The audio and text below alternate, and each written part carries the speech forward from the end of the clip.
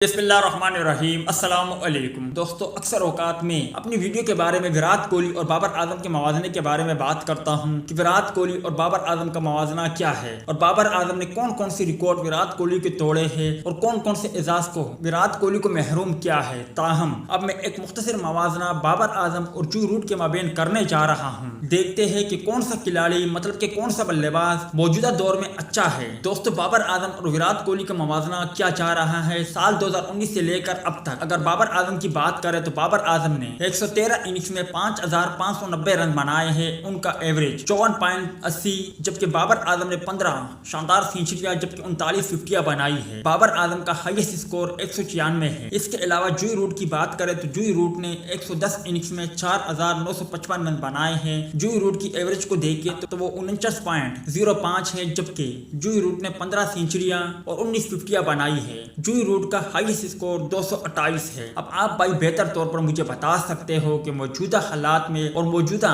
جو cricket season چلتا آ رہا ہے اس میں بابر اعظم اور جوئی روٹ میں کون سا بلے باز بہتر ہے؟ لازمی طور پر کمنٹ سیکشن میں بتائیں۔